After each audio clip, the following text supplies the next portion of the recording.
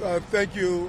We're here in the Bronx, and I'm joined by my local electeds in the area: Bronx Borough President Gibson, District Attorney Clark, Assemblywoman Tapia, Councilwoman Sanchez, and also my agency heads are here as well. NYCOM Commissioner Iskel will give us an overview of what happened and where the residents are. FDNY Commissioner Kavanagh will give you the actions that are taking place right now on the scene and what the procedures are. And DOB Commissioner Otto will give the history of the building and if any open violation.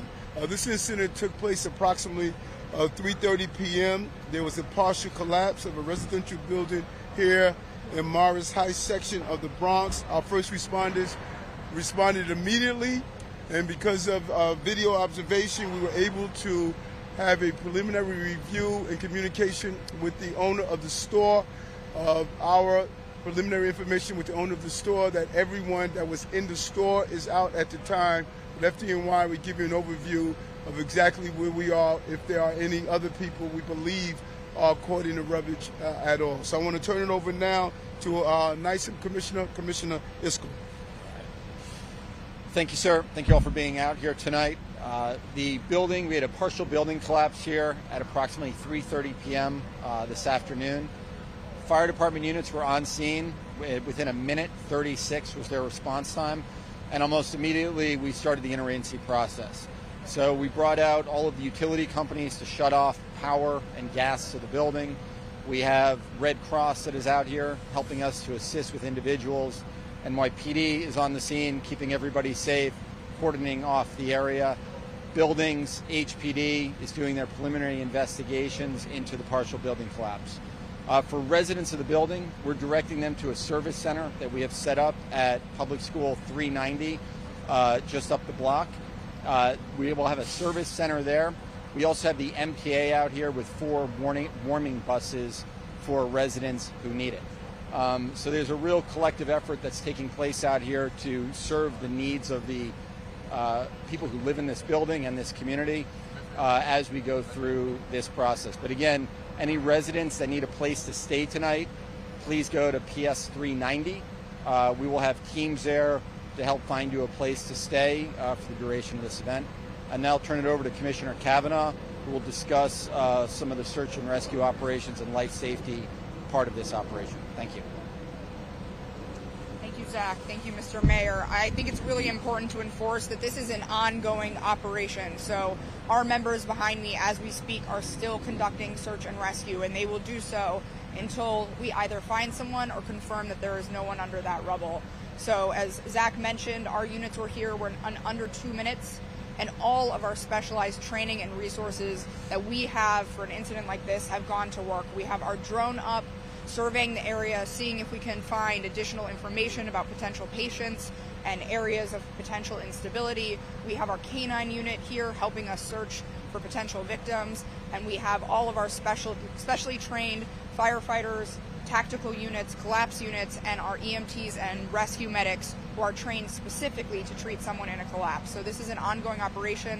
I'd like to ask Chief Hodgins to add just a little bit to that, but this is going to be ongoing for a few hours until we find someone or confirm that there is no one here.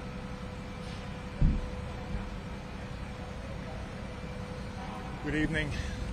As the Commissioner stated, we arrived in 1 minute and 36 seconds. We immediately evacuated the building, got all the residents out, and started to concentrate on the debris pile in front of the building, working that and trying to search for any victims. We had dogs do searches, and at this time, we are, that is our main objective, is to get to the bottom of that pile. We'll be here until we're down to the street level, just to make sure if there are any victims under there, hopefully we can get to them in time. But it's an ongoing operation. It's this type of operation we train for every day at our training facility. Our specialized units, we have a pile of debris at the rock, and we train exactly under these conditions for this day that hopefully doesn't happen too often.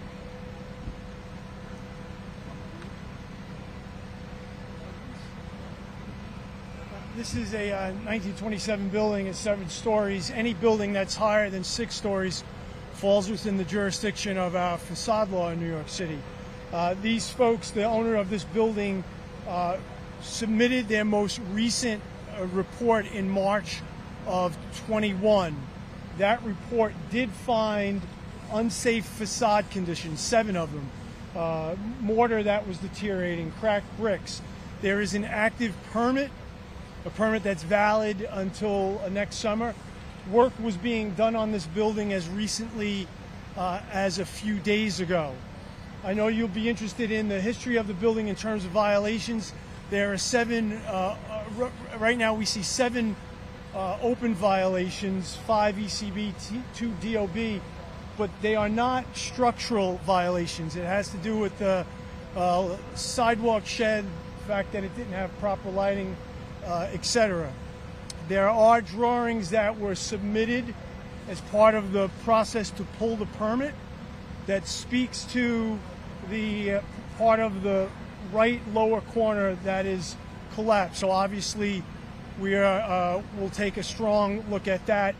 Our engineers and our inspectors hope to be able, once given the green light from FDNY, to get in the building and the second part of the H building to do an inspection, and we'll have more answers after that.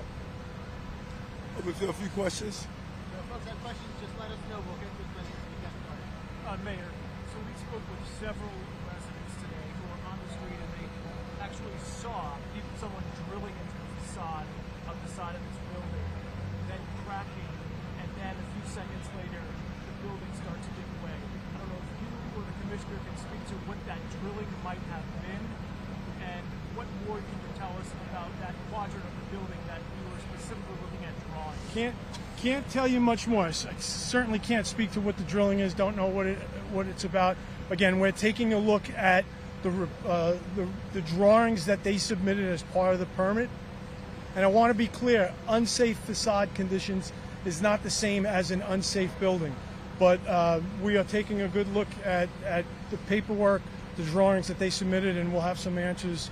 As soon as we have answers, obviously, we'll share with you. Was anybody working on the building today? We don't believe that there were folks working on the facade work today. So far, as of now, we think the most recent work on the facade was several days ago. You got other questions? Folks, I need you to raise your hand if you have questions so we know who's speaking. Fine. Give us a little more information on the search and rescue efforts. Chief? Yes, in the front of the building where the collapses, there's a large debris pile. Now, we don't know if anybody's trapped under there. Hopefully not. But what we're doing is we're tunneling in to that debris pile as safely as we can. Firefighters right now are in a dangerous position. We don't know what caused this corner of the building to come down, and we don't know if any more of it's going to come down. But we're searching for life, and that's our main objective at this time. Okay, someone who works at the bodega said that people were working on the sidewalk shed. Do you know that? Have you confirmed that? And have those people been accounted for?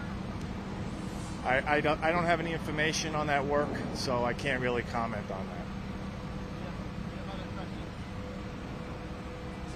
About how long will you wait for reports of missing people until you determine that everyone's accounted for?